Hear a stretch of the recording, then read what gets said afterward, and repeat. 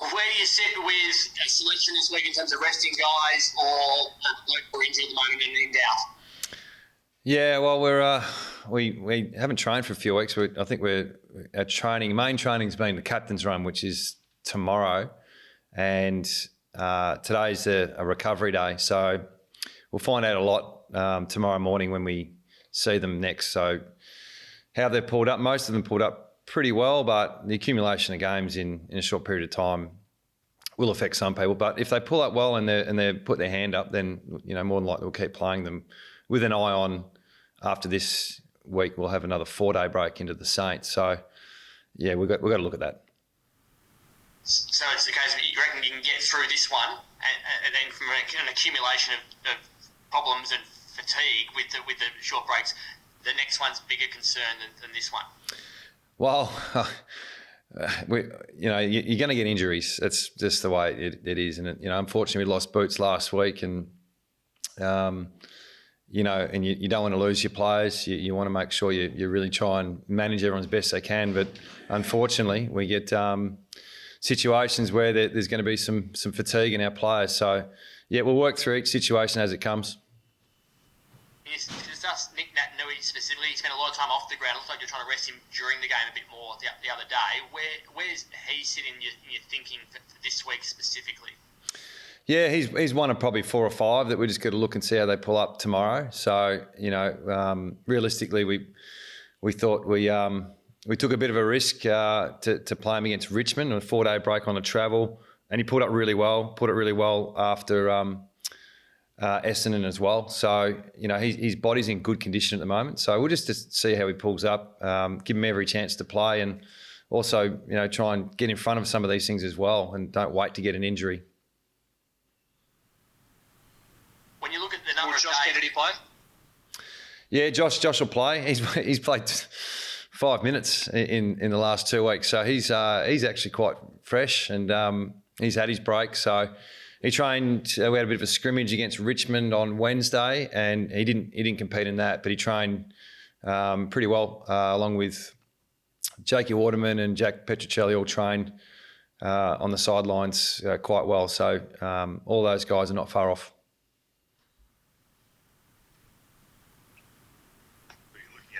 Who are you looking at when it comes to Luke Shuey's replacement? Obviously, Hamish Brayshaw has been a name that's been sort of spoken about. Is he in the mix when it comes to the midfield replacement?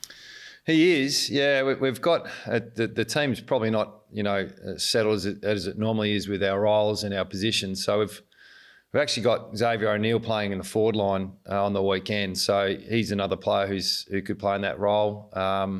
Hamish is definitely an option for us. We've got Brander and Ainsworth.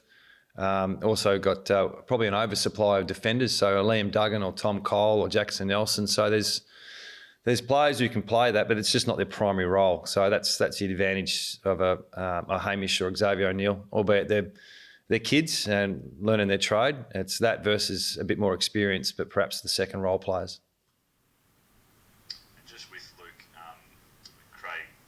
Spoke a couple of days ago just about the risk when bringing him back on and what happened with the hamstrings there. Were you disappointed at all with the way it was handled, or what was your, reaction? No, look, in the end, it's I need to own that one. Yeah, I think at 3/4 time it was. Look, he's had a bit of a feel in one of his hamstrings. You can't feel it on the testing. He's running at 28 k's an hour. Kick the ball, no worries. Let's use him if we really need him, knowing he's probably going to miss a week or two because he's had history. And he's done this before. So I sort of, okay, no worries. And then I think the Bombers kicked the first goal and we go, okay, well, let's break the glass. And I thought he got through, knowing that he was going to miss a couple of weeks anyway. But there was a second shooter out there and his other hamstring tightened up. And so in hindsight, we shouldn't have played him. We should have backed in who we had. And unfortunately, now we're dealing with, 2 little hamstrings rather than one. And he'll miss the same amount of time. So that's not the issue. It's just the fact there's another injury. So we need to own that. I need to own it. So I'll take the hit for that one. Are you concerned at all that with him and Elliott probably unlikely to play until finals or at least round 18, that they're not going to get a good crack at it before the possible final series? Yeah, I mean, you want your best players playing. But, we haven't. I don't think we've quite qualified for finals yet. We might need to get one more win to get us guaranteed a final spot. So, if we're fortunate enough to make it, and we get Yo, Shuey, Jamie Cripps back into our side, along with some of the players that we've been managing, we should be close to full strength. But we've got to make it first, and the Bulldogs are going to be a tremendous challenge. 9-day break. They played a really good, solid brand last week against the Cats. Very, very unfortunate to get away with a win. So, yeah, massive game for us this week. It's going to really set up the back half of the season for us. Adam, have you reviewed at all or discussed your communication lines or your protocols or procedures for guys who are injured and going back on, given Josh went back on the previous week for a minute or so and then had to come back off, and now Luke as well. So it's 2 in 2 weeks. Have you addressed how that's been able to happen and how you might be able to prevent it happening in the future? No, look, I suppose they're two events that you always review every week how you operate. I was on the bench in the last quarter on the weekend.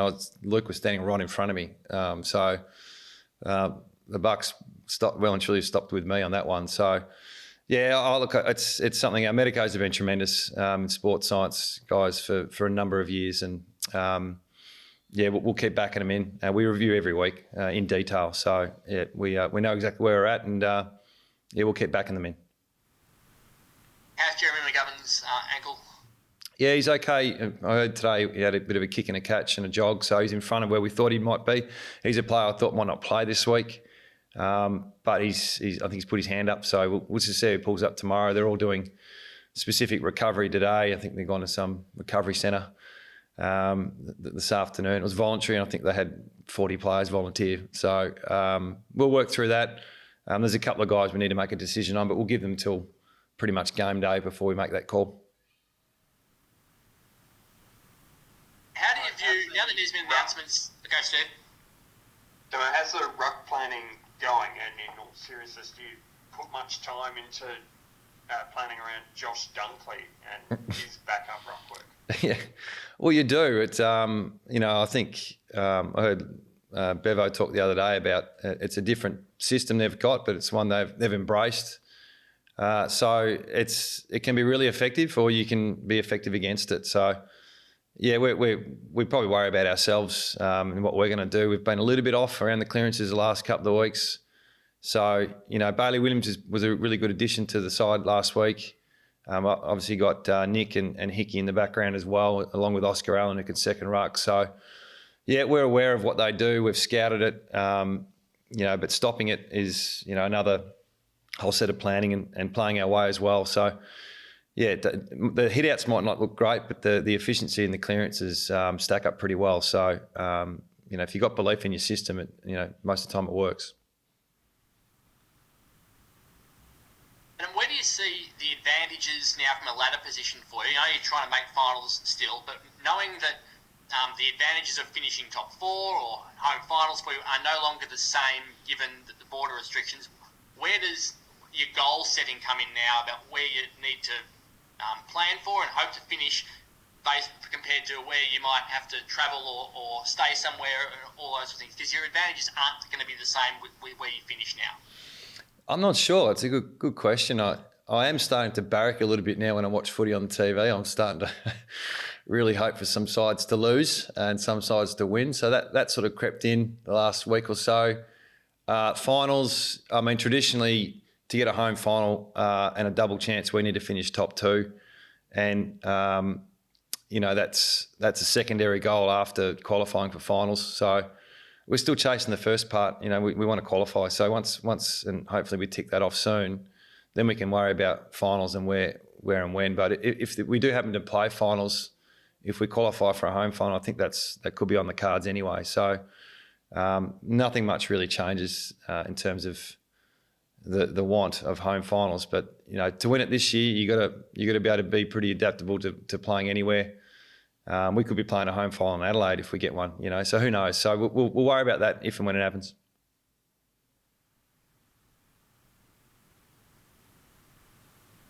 Do you have any thoughts on there's Richmond's breach of the restrictions. Is that a concern that these sorts of things are still happening? Oh, look, it's obviously nothing to do with our club. 9-day breaks are difficult. 8-day breaks are difficult to try and manage. We had a few of them in the first hub. Giving players time off when there's nothing to do is a challenge. So, hopefully your players do the right thing.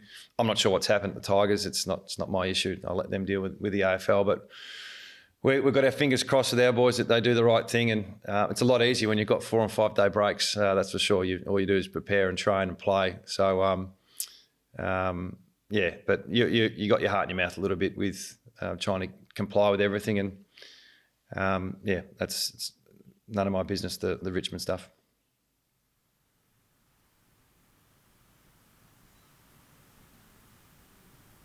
Simo, Jack Redden had one of his probably best games for the season against the Bombers. Are you expecting him to shoulder a lot more of that midfield responsibility without Shuinya? Yeah, Dom Sheed, Reddo, Andrew Gaff, Tim Kelly. We've still got some pretty good players going through there. It looks better with Yo and Shuey in it, no doubt, but we do rely on all of them to work pretty well. I think it's probably the most pleased I've been this year with our midfield group is they've really done a collective effort. It hasn't been one particular player. I think every week we have a system in place so they all get a bit of a look, and I think they all stand up when they need to. So Reddo stood up on the weekend, and he might need to do it again this week, but we're not going to rely on just one player. So that's where we're at. We're going to have to dig a bit deeper this week. And does thanks, mate. Does those Shu and Yo out as well also open up the door for Mark Hutchings to come in and do more of his old school tagging role on a Bonds or McRae? Yeah, the problem with the Doggies is too many good players. The Bond and Pelly, that's an obvious choice. And then, Hunter's involved in 40% of their scores. McRae averages 30 touches a week. So there's players everywhere for the Bulldogs that they accumulate the ball really well. They run hard both ways. So Hutch is in the side, and I think the last couple of weeks we've had to use him both games to try and nullify someone. So I wouldn't be surprised if that happens again at some stage on Sunday. And does Josh Kennedy coming back change Liam Ryan's role at all? Because he's been superb over the last couple of weeks. That's going to be an interesting negotiation between those two. You've got 2-time Coleman medalist, vice captain, Big Dog, and you've got a guy who's handled the deep forward role really well. So maybe they share it this week. But Liam's he's been quite versatile. We're a bit light on for high half forwards, and he's played that role for us as well as playing deep. So I'd like to do both if I could this week. I think. Although I don't think we'll play JK high. So I don't know how that's going to work.